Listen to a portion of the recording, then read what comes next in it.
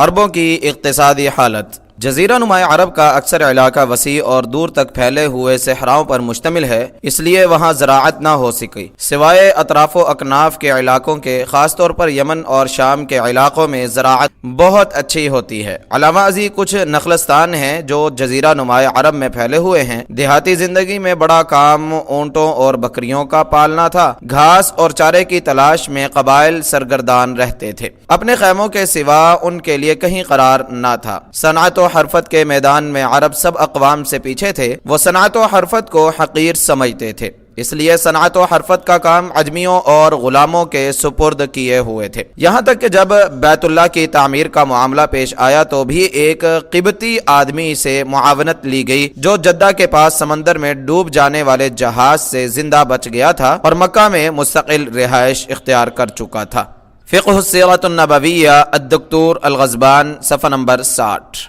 جزیرہ نما عرب اگرچہ زراعت اور صنعت کی نعمتوں سے محروم تھا، مگر افریقیہ یعنی شمالی افریقہ اور مشرق میں ایشیا کے درمیان ایک اہم اور مناسب جغرافیائی محل وقوع نے اسے اس قابل بنا دیا تھا کہ وہ اس دور کی بین الاقوامی تجارت کی ایک کامیاب منڈی بن گیا۔ جزیرہ نما عرب کے وہ لوگ جو تجارت سے منسلک تھے، ان کا تعلق شہری آبادی سے تھا۔ خاص طور پر اہل مکہ کو تجارت میں ایک ممتاز مقام حاصل تھا۔ چونکہ وہ سرزمین حرم کے رہنے والے تھے، اس لیے عربوں کے دلوں میں ان کی بڑی قدر و منزلت تھی۔ اسی وجہ سے وہ مکہ والوں کے ساتھ برائی سے پیش آتے نہ ان کی تجارت میں رکاوٹ ڈالتے تھے۔ اللہ تعالیٰ نے قرآن حکیم میں اہل مکہ پر اس بات کا احسان یوں جتلایا: اولم يروا انا جعلنا حرما آمنا ويتخطف الناس من حولهم، کیا انہوں نے دیکھا نہیں کہ بے شک ہم نے حرم یعنی مکہ کو پرامن بنایا ہے، جبکہ لوگ اس کے ارد گرد سے اچک لیے جاتے ہیں۔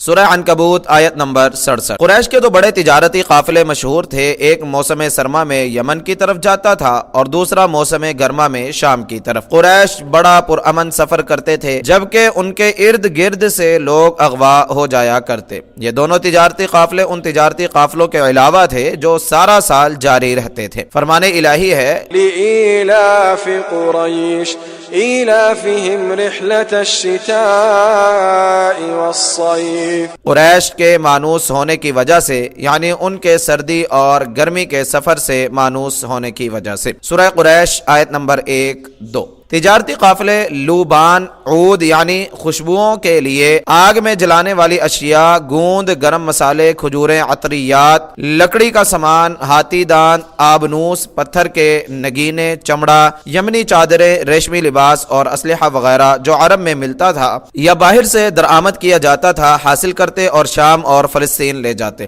پھر وہاں سے گندم، اناج، منقع، زیتون اور شام کے بنے ہوئے کپڑے لے کر آتے۔ یمنی لوگ تجارتی کاروبار میں مشہور تھے، ان کی تجارتی سرگرمیاں بری اور بحری دونوں علاقوں میں تھی۔ وہ افریقیہ کے ساحلوں تک سفر کرتے تھے اور ایشیائی ممالک میں ہندوستان، سماٹرا یعنی انڈونیشیا اور بحر ہند کے جزائر کا سفر اختیار کرتے۔ اسلام قبول کرنے کے بعد ان علاقوں میں دین اسلام کی نشر و اشاعت میں یمنیوں کا بہت بڑا کردار ہے۔ جزیرہ نما عرب میں سودی لین دین بھی عام تھا، شاید یہ ہلاکت خیز وبا یہودیوں سے عربوں کی جانب آئی ہو۔ السیرۃ النبویہ لابی شعبہ، جلد نمبر 1، صفحہ نمبر 98 تا 101۔ بڑے بڑے لوگ سودی کاروبار کرتے تھے، بعض اوقات شرح سود 100% بھی ہو جاتی تھی۔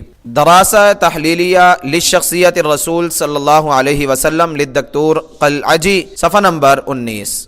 عرب میں کئی مشہور منڈیاں اور بازار لگتے تھے، مثلا عکاظ، مجنہ، ذوالمجاز۔ مکہ کے بارے میں بعض مؤلفین نے ذکر کیا ہے کہ عرب لوگ ذوالقعدہ کے آغاز میں عکاظ کا تجارتی بازار لگاتے، پھر ذوالقعدہ کے 20 دن گزرنے کے بعد مجنہ چلے جاتے اور ذوالحجہ کا چاند نظر آتے ہی ذوالمجاز کا رخ کرتے، وہاں 8 راتیں قیام کرتے، پھر میدان عرفات چلے آتے۔ عرفات اور منا کے ایام میں وہ خرید و فروخت نہیں کرتے تھے، یہاں تک کہ اسلام نے اسے جائز قرار دیا۔ فرمان الہی ہے: لیس علیکم جناح ان تبتغوا فضلا من ربکم فَإِذَا أَفَضْتُم مِّنْ عَرَفَاتٍ فَاذْكُرُوا اللَّهَ عِندَ الْمَشْعَرِ الْحَرَامِ تم پر کوئی گناہ نہیں کہ تم حج کے دوران اپنے رب کا فضل تلاش کرو، پھر جب تم عرفات سے لوٹو تو مشعر الحرام کے پاس اللہ کو یاد کرو۔ سورہ بقرہ آیت نمبر 198۔ زمانہ اسلام میں بھی یہ بازار یا میلے ایک عرصے تک برقرار رہے، پھر آہستہ آہستہ ختم ہو گئے۔ یہ محض تجارتی بازار نہ تھے بلکہ شعر و ادب اور خطابت کے مراکز بھی تھے۔ بڑے بڑے شعراء اور فصاحت و بلاغت کا مظاہرہ کرنے والے خطیب ان میلوں میں جمع ہوتے۔ وہ اپنے حسب نسب اور آباء و اجداد اور قبیلے کے قابل تحسین کارہائے نمایاں کا ذکر اور اظہار فخر میں ایک دوسرے کا مقابلہ کرتے۔ اس طرح یہ بازار کاروبار کے فروغ کے ساتھ ساتھ عربی زبان و ادب کو بھی قیمتی سرمایہ فراہم کرتے تھے۔ السیرۃ النبویہ لابی شعبہ جلد نمبر 1 صفحہ نمبر 102۔ عربوں کی معاشرتی حالت۔ عربوں کی زندگی پر رسم و رواج اس طرح غالب تھے کہ وہ امور حیات میں رسمی قانون کی حیثیت اختیار کر چکے تھے، خواہ ان امور کا تعلق ان کے حسب نسب سے ہو یا قبائل کے باہمی تعلقات سے یا افراد کے باہمی میل ملاپ سے۔ ان کی معاشرتی حالت کو اجمالاً یوں بیان کیا جا سکتا ہے۔ نمبر 1، حسب نسب کی بنیاد پر اظہار فخر۔ عرب اپنے نسب کو محفوظ بنانے کی انتہائی کوشش کرتے تھے، اسی وجہ سے وہ اپنے سوا کسی دوسری قوم سے سسرالی رشتہ قائم نہیں کرتے تھے۔ اسلام نے اس چیز کو ختم کیا اور واضح کیا کہ باہمی شرف و منزلت کی بنیاد صرف تقوی اور نیک عمل ہے۔ نمبر 2، شعر و کلام کی برتری اور اس کا اظہار۔ فصیح کلام اور بلیغ انداز عربوں کے دلوں کو موہ لیتا تھا اور شاعری ان کے قابل فخر کارناموں اور حسب نسب کی دستاویز ہوتی تھی۔ ان کے علوم کا ذخیرہ اور جذبات و میلانات کے اظہار کا ذریعہ بھی یہی شاعری ہوتی تھی، اس لیے ان میں فصاحت و بلاغت کا مظاہرہ کرنے والے خطباء اور بہترین شعراء کا پیدا ہونا کوئی تعجب انگیز نہیں تھا۔ صرف ایک شعر قبیلے کی شان بلند کر دیتا تھا اور کبھی کبھار ایک ہی شعر کسی قبیلے کی ذلت کے لیے کافی ہوتا تھا۔ یہی وجہ تھی کہ قبیلے میں ایک شاعر کے پیدا ہونے پر وہ اس قدر خوش ہوتے کہ کسی اور چیز پر انہیں اتنی خوشی نہ ہوتی تھی۔ نمبر 3، عرب معاشرے میں عورت کا مقام۔ اکثر قبائل میں عورت حقیر ساز و سامان کی طرح تھی اور بطور تارکہ تقسیم ہوتی تھی۔ بڑے بیٹے کا یہ حق تھا کہ اپنے باپ کی وفات کے بعد اس کی منکوحہ یعنی اپنی سوتیلی ماں سے شادی کر لے یا اسے کہیں اور شادی کرنے سے روک دے۔ اسلام نے سوتیلی ماں سے شادی کو حرام قرار دیا، چنانچہ اللہ تعالیٰ کا فرمان نازل ہوا، وَلَا تَنكِحُوا مَا نَكَحَ آبَاؤُكُم مِّنَ النِّسَاءِ، اور جن عورتوں سے تمہارے باپوں نے نکاح کیا ہو ان سے تم نکاح نہ کرو۔ سورہ نساء آیت نمبر 22۔ السیرۃ النبویہ لابی شعبہ جلد نمبر 1 صفحہ نمبر 87۔ عربوں کے ہاں حقیقی ماں، صلبی بیٹے، بہنوں، خالہ اور پھوپھی سے نکاح کرنا حرام تھا۔ دراسہ تحلیلیہ للشخصیت رسول صلی اللہ علیہ وسلم للدکتور قلعجی صفحہ نمبر 22 تا 24۔ اہل عرب بیٹیوں، بیویوں اور چھوٹے بچوں کو میراث نہیں دیتے تھے، صرف اسی شخص کو میراث دیتے تھے جو مال غنیمت حاصل کرتا ہو اور گھوڑے پر سوار ہو کر لڑ سکتا ہو۔ بچوں اور عورتوں کی میراث سے محرومی کے ضابطے پر عمل ہوتا رہا، یہاں تک کہ رسول اللہ صلی اللہ علیہ وسلم کے زمانے میں حضرت اوس بن ثابت رضی اللہ تعالی عنہ کا انتقال ہوا۔ ان کی اولاد میں 2 بیٹیاں تھیں جو کہ خوبصورت نہ تھیں اور ایک چھوٹا بیٹا تھا۔ اوس بن ثابت رضی اللہ تعالی عنہ کے چچا کے 2 بیٹے تھے جو ان کے عصبہ تھے، انہوں نے تمام میراث لے لی۔ اوس بن ثابت رضی اللہ تعالی عنہ کی بیوہ نے ان سے کہا کہ دونوں بیٹیوں سے شادی کر لو، تو انہوں نے ان کے خوبصورت نہ ہونے کی وجہ سے انکار کر دیا۔ اوس بن ثابت رضی اللہ تعالی عنہ کی بیوہ رسول اللہ صلی اللہ علیہ وسلم کے پاس آئی اور عرض کرنے لگی کہ اللہ کے رسول، میرا خامد فوت ہو گیا ہے، اس کا ایک چھوٹا بیٹا اور 2 بیٹیاں ہیں۔ اوس کے چچا زاد بھائیوں سوید اور عرفتا نے ساری میراث لے لی ہے۔ میں نے ان سے کہا کہ اوس کی دونوں بیٹیوں سے شادی کر لو، مگر وہ نہیں مانے، تو آپ صلی اللہ علیہ وسلم نے ان دونوں کو پیغام بھیجا کہ میراث میں سے کوئی بھی چیز دوسری جگہ منتقل نہ کرنا۔ تفسیر القرطبی جلد نمبر 5 صفحہ نمبر 45۔ تب اللہ تعالیٰ کا یہ فرمان نازل ہوا، للرجال نصیب مما ترک الوالدان والاقربون وللنساء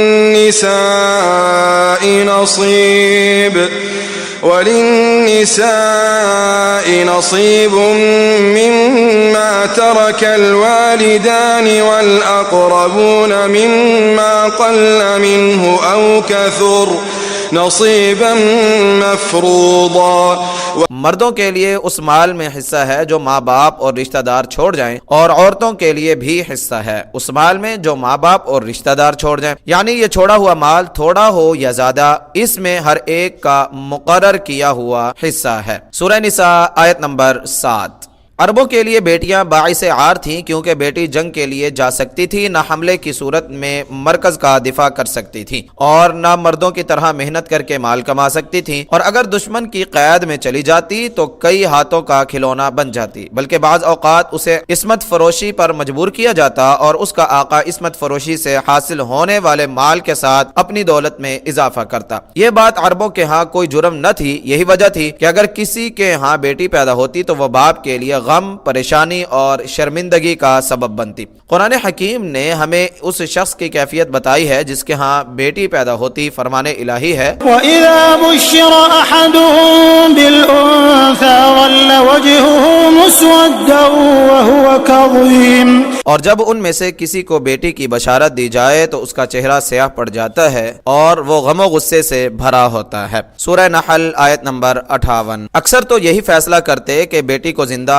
مٹی میں دبا دیں. اس کا جرم اس کے سوا کچھ نہ ہوتا کہ وہ لڑکی ہے. دراسہ تحلیلیہ لشخصیت الرسول صلی اللہ علیہ وسلم للدکتور قلعجی، صفحہ نمبر 25-26. اسی لیے قرآن حکیم نے ان کے اس رویے کی سخت مذمت کی ہے. فرمان الہی ہے وَإِذَا الْمَوْءُودَةُ سُئِلَتْ بِأَيِّ ذَنبٍ قُتِلَتْ. اور جب زندہ درگور کی ہوئی لڑکی سے پوچھا جائے گا کس گناہ کی وجہ سے وہ قتل کی گئی. سورہ تکویر آیت نمبر 8-9. بعض عرب لوگ اپنی اولاد کو فقر و فاقہ یا اس کے اندیشے ہی سے قتل کر دیا کرتے تھے. اسلام نے اسے بھی حرام قرار دیا. فرمان الہی ہے ولا تقتلوا أولادكم من إملاق نحن نرزقكم وإياهم. اور اپنی اولاد کو تنگ دستی کے ڈر سے قتل نہ کرو، ہم تمہیں بھی اور انہیں بھی رزق دیتے ہیں. سورہ انعام آیت نمبر 151. اور قبائل میں سے کچھ ایسے لوگ بھی تھے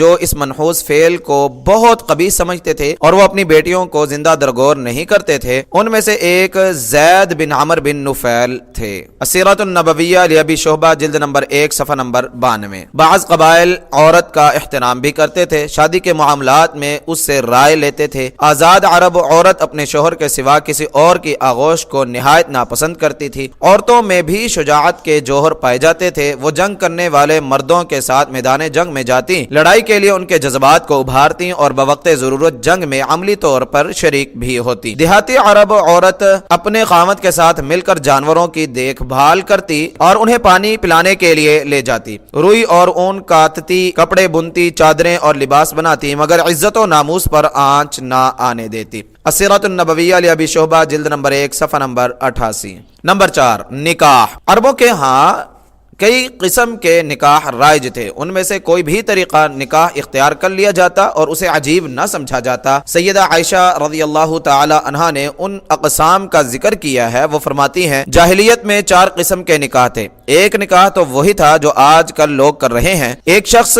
کسی دوسرے کو اس کی بیٹی یا اس کے زیر کفالت لڑکی سے شادی کرنے کا پیغام بھیجتا، پھر اس کی رضامندی کے بعد اسے مہر دے کر اس سے نکاح کر لیتا. دوسرا طریقہ نکاح یہ تھا کہ عورت جب حیض سے پاک ہوتی تو اس کا خاوند اس سے کہتا کہ فلاں شخص سے ازدواجی تعلقات قائم کرو اور خود اس سے الگ ہو جاتا اور ازدواجی تعلق برقرار نہ رکھتا. پھر جب دوسرے شخص سے اس کا حاملہ ہو جانا واضح ہو جاتا تو خاوند اگر چاہتا تو اس سے ازدواجی تعلق قائم کر لیتا. یہ طریقہ اس لیے اختیار کیا جاتا تھا کہ تاکہ پیدا ہونے والا بچہ اعلیٰ صلاحیتوں کا مالک ہو. اس مقصد کے لیے اعلیٰ صلاحیتوں کے مالک شخص کا انتخاب کیا جاتا تھا. اس نکاح کو نکاح استبضاع یعنی اعلیٰ نسل کی اولاد کے حصول کا ذریعہ کہا جاتا تھا. تیسرا نکاح یہ تھا کہ مردوں کی جماعت جن کی تعداد 10 سے کم ہوتی تھی ایک عورت سے ازدواجی تعلقات قائم کرتے. جب بچے کی پیدائش ہوتی تو وہ عورت ان تمام مردوں کو بلاتی اور کوئی مرد آنے سے انکار نہیں کر سکتا تھا. جب سب مرد اس کے ہاں جمع ہو جاتے تو وہ ان سے کہتی کہ تمہارا میرے ساتھ جو تعلق تھا تم اس سے بخوبی واقف ہو،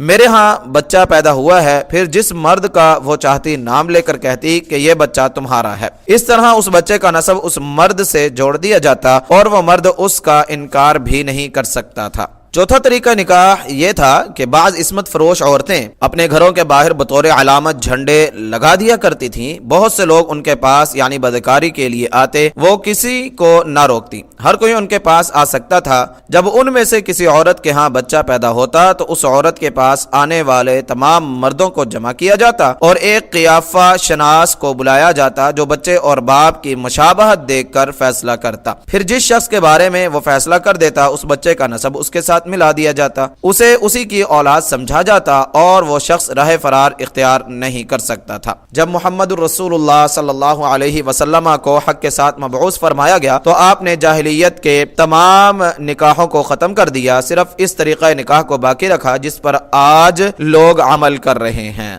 صحیح بخاری حدیث نمبر 5127. بعض علماء نے نکاح کی کچھ اور اقسام بھی بیان کی ہیں جن کا تذکرہ حضرت عائشہ رضی اللہ عنہا نے نہیں کیا. ان میں سے ایک طریقہ خفیہ دوستی کا تھا جس کی طرف اس فرمان الہی میں اشارہ موجود ہے، وَلَا مُتَّخِذَاتِ أَخْدَانٍ، اور نہ چھپے یار بنانے والیاں ہوں. سورہ نساء آیت نمبر 25. لوگ کہا کرتے تھے یہ دوستی یعنی آشنائی چھپی رہے تو کوئی حرج نہیں، لیکن ظاہر ہو جائے تو باعث ملامت ہے. اس طریقہ نکاح کو نکاح کے بجائے زنا کہنا زیادہ درست ہے. ایک طریقہ نکاح متع کا تھا، یہ نکاح محدود مدت کے لیے کیا جاتا تھا. ایک طریقہ نکاح بدل کا تھا. زمانہ جاہلیت میں ایک آدمی دوسرے سے کہتا کہ تم میری خاطر اپنی بیوی سے دستبردار ہو جاؤ، میں تمہارے لیے اپنی بیوی سے دستبردار ہو جاتا ہوں، بلکہ اس سے بڑھ کر تجھے کچھ مال بھی دوں گا. فتح الباری جلد نمبر 9 صفحہ نمبر 150. باطل نکاحوں میں سے ایک وٹا سٹا کا نکاح بھی تھا کہ ایک آدمی اپنی بیٹی یا زیر ولایت لڑکی کا نکاح دوسرے شخص سے اس شرط پر کرتا تھا کہ وہ اپنی بیٹی یا زیر ولایت لڑکی کا نکاح پہلے شخص سے کر دے گا، اس شرط کے سوا ان کے درمیان کوئی حق مہر نہ ہوتا تھا.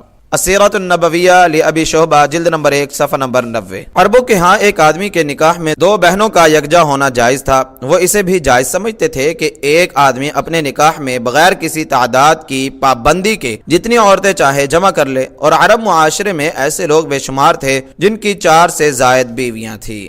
دراسہ تحلیلیہ لشخصیت الرسول صلی اللہ علیہ وسلم للدکتور قلعجی صفحہ نمبر 24-25. جب اسلام آیا تو کسی کے پاس 10 بیویاں تھیں، کسی کے پاس اس سے بھی زیادہ تھیں اور کسی کے پاس اس سے کم تھیں. اسلام نے بیویوں کی تعداد 4 تک محدود کر دی، وہ بھی اس شرط پر کہ خاوند کو یقین ہو کہ وہ ان سب کے اخراجات برداشت کر سکتا ہے اور ان میں انصاف سے کام لے سکتا ہے.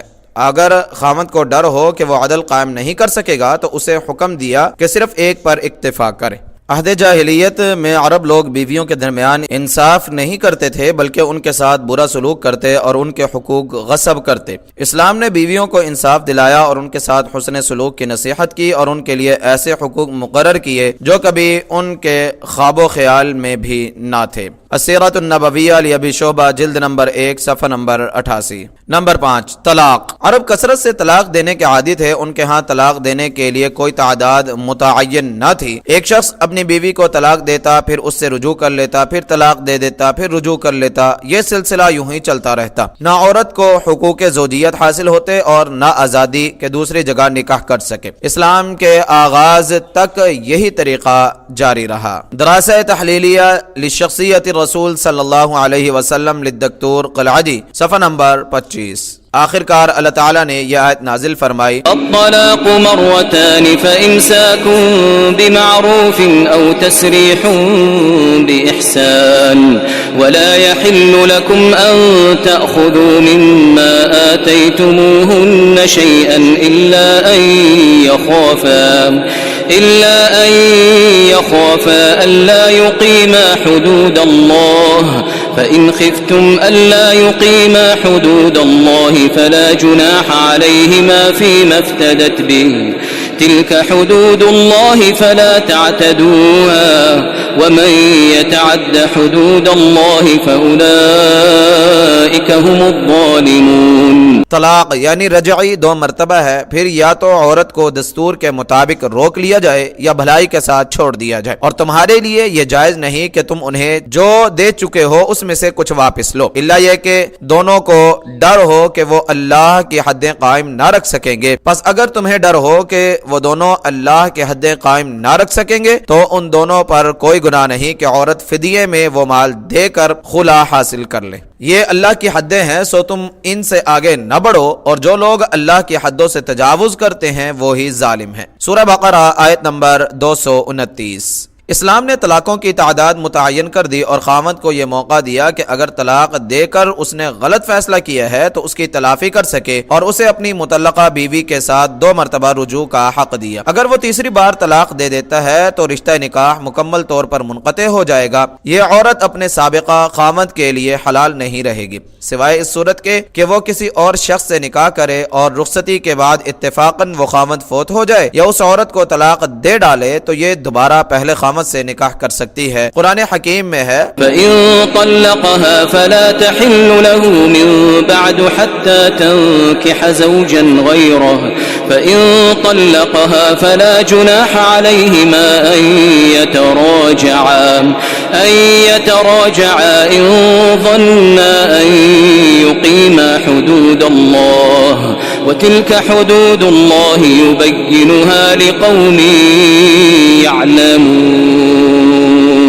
پھر اگر وہ خاوند اسے یعنی تیسری طلاق دے دے تو اس کے بعد وہ عورت اس کے لیے حلال نہیں، یہاں تک کہ وہ اس کے علاوہ کسی اور خاوند سے نکاح کرے۔ پھر اگر وہ بھی اسے طلاق دے دے تو ان دونوں یعنی سابقہ میاں بیوی پر کوئی گناہ نہیں کہ آپس میں رجوع کر لیں، اگر وہ دونوں خیال کریں کہ اللہ کی حدیں قائم رکھ سکیں گے، اور یہ اللہ کی حدیں ہیں وہ انہیں ان لوگوں کے لیے بیان کرتا ہے جو علم رکھتے ہیں۔ سورہ بقرہ آیت نمبر 230۔ طلاق کی طرح ایک صورت زہار کی تھی جس سے بیوی اپنے خاوند کے لیے حرام ہو جاتی تھی، وہ یہ تھی کہ خاوند اپنی بیوی سے کہتا کہ تو میرے لیے میری ماں کی طرح ہے، یعنی جاہلیت میں یہ حرمت دائمی ہوتی تھی۔ اسلام نے اسے غیر معقول اور جھوٹی بات قرار دیا اور کفارے کے ذریعے خاوند کو اس مصیبت سے نجات حاصل کرنے کا راستہ دیا۔ فرمان الہی ہے الذين يظاهرون منكم من نسائهم ما هن